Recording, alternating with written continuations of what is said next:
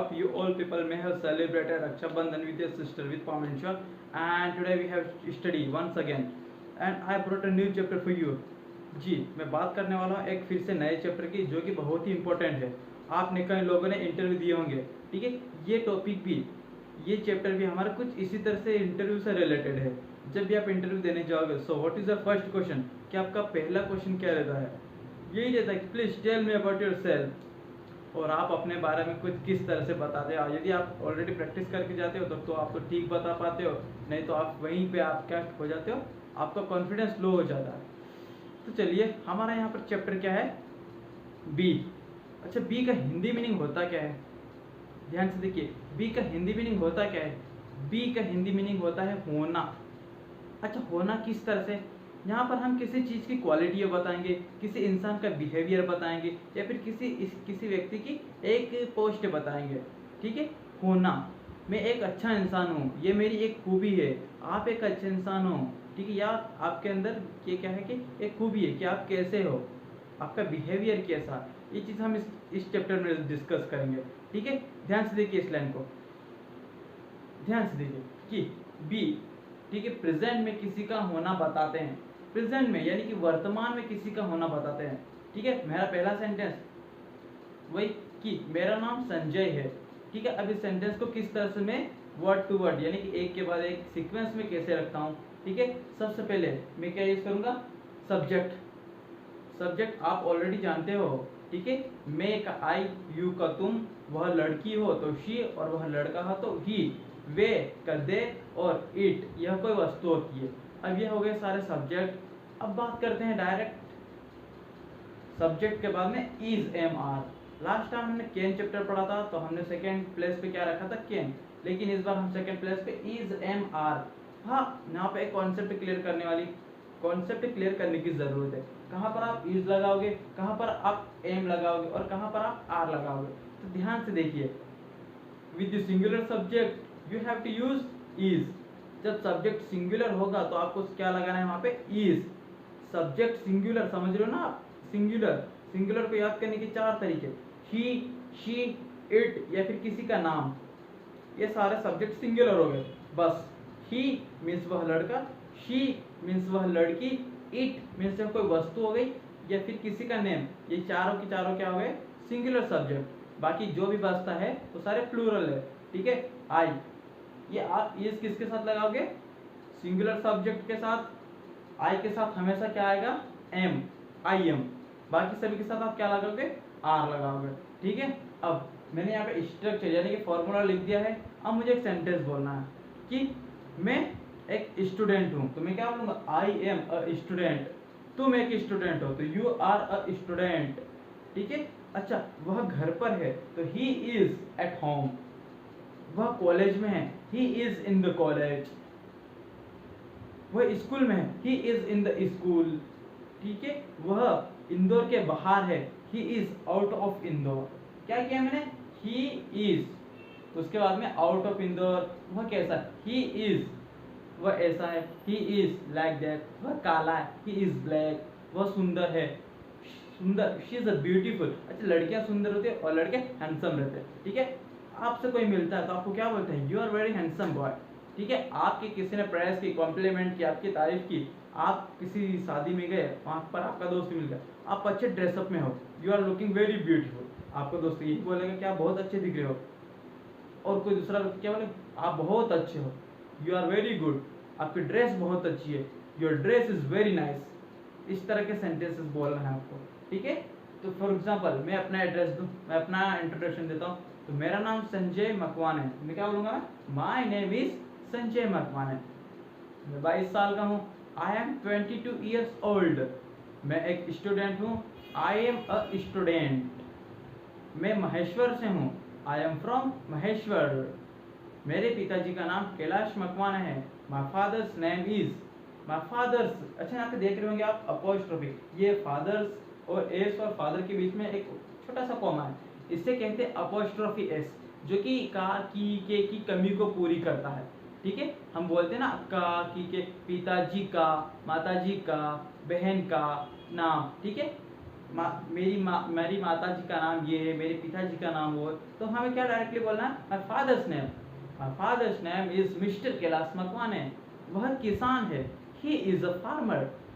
Mother's name is Mrs Sharda Makwane, मेरी माता जी का नाम शारदा मकवाने है, तो मैंने क्या बोला यहाँ पे, my mother's name is Mrs Sharda Makwane, वह एक हाउसवाइफ है, शी इज अ हाउसवाइफ।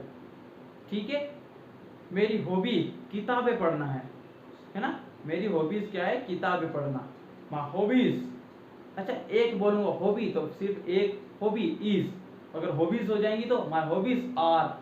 यदि मैंने बोला मेरी हॉबी किताब पढ़ना है, my hobby is reading books. यदि मैं बोलता हूँ कि मेरी हॉबी किताबें पढ़ना, फुटबॉल खेलना और क्रिकेट खेलना है, so my hobbies are reading books, playing cricket and playing footballs. ठीक है, दैट्स इट। उसके बाद में मेरी ताकत मेरा कॉन्फिडेंस है, माय स्ट्रेंथ, मेरी ताकत मेरा कॉन्फिडेंस है। माय स्ट्रेंथ ये हमारा सब्जेक्ट में डालेंगे हम, my strength is my confidence. क्या लिखा हमने, सब्जेक्ट लिखा, इज ए माय लिखा और ऑब्जेक्ट लिख दिया।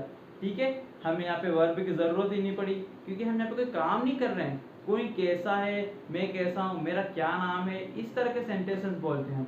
ठीक है, ये हुआ हमारा पहला वाला formula complete. Now come on the second one. दूसरे वाले फॉर्मूले पे जब हम आते हैं तो हमें क्या मिलता है, नेगेटिव। प्रेजेंट में किसी का नहीं होना बताते हैं। ठीक है, प्रेजेंट में किसी का नहीं होना बताते हैं। याद रखिएगा, नहीं हमेशा तीसरे स्थान पर ही लगाएंगे हम, नहीं कहाँ पर लगाएंगे, थर्ड प्लेस पे लगाएंगे। तो कैसा हमारा फॉर्मूला कुछ इस तरह से बनेंगे, सबसे पहले यूज करेंगे हम subject, then is am are, and on the third place we have to use not. तीसरे स्थान पर हमने नॉट रख दिया, बाद में हमने लिख दिया फिर से ऑब्जेक्ट। ठीक है, मैं आपको बोलता हूँ कि मेरा नाम संजय नहीं है, मुझे किसी को बोलना है कि मेरा नाम संजय नहीं, excuse me man, you are making a mistake, तुम गलती कर रहे हो कि मेरा नाम संजय नहीं है।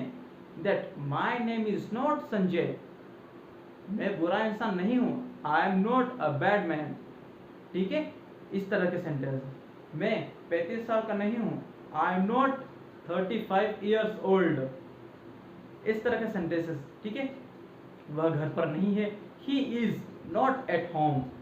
वह इंटेलिजेंट नहीं है, he is not an intelligent. वह मूर्ख नहीं है, ही इज नॉट इडियट। ठीक है, इस तरह का सेंटेंस, वह ऐसा नहीं है। ठीक है, वो बहुत बड़ा नहीं है, he is not very big.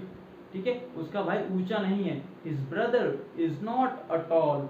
ठीक है, कोई कोई रहता ना कि उसका भाई बहुत ऊंचा है, जो कि आर्मी के लिए प्रिपरेशन कर रहा है, लेकिन कोई व्यक्ति दूसरा नहीं, उसका भाई ज्यादा ऊंचा नहीं है, he is not perfect for army. ठीक है, मतलब वो आर्मी में ज्वाइन करने के लिए लायक नहीं है। ठीक है, सेकेंड वाला भी क्लियर हुआ। अब बात करते हैं थर्ड वाले की।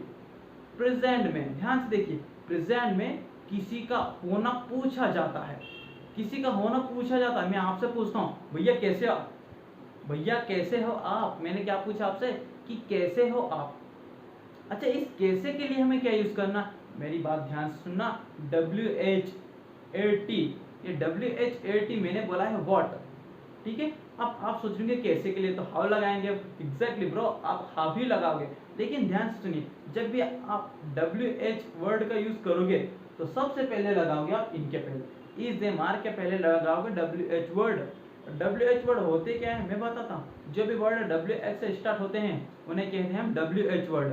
WH-AT what, WHERE where, WHO who, आप कौन हो, हु आर यू, आप कहाँ हो, वेयर आर यू, आप कैसे हो, हाउ आर यू। ठीक है, क्या आप संजय, मेरा नाम अक्सर मैं ही यूज कर रहा हूँ। ठीक है, तो मैंने आपसे पूछा क्या आप प्रिंस हो, आर यू प्रिंस। मैं WH वर्ड का यूज नहीं किया, क्योंकि मैंने डायरेक्टली यहाँ से किससे क्वेश्चन किया, क्या से, कि क्या आप प्रिंस हो, आर यू प्रिंस। क्या तुम बुद्धिमान हो, आर यू एन इंटेलिजेंट। क्या तुम मूर्ख हो, आर यू इडियट। क्या तुम पागल हो, आर यू क्रेजी। बहुत सारे लोग ऐसे सेंटेंस बोलते हैं, क्या तुम पागल हो क्या, जब किसी को गुस्सा आ जाता है एकदम से बोलते हैं क्या तुम पागल हो, क्या बोलते हो, आर यू क्रेजी, कि तुम्हारे अंदर दिमाग नहीं है। दोनों का मीनिंग यही होता है, क्या तुम्हारे अंदर दिमाग नहीं है, फिर पागल हो।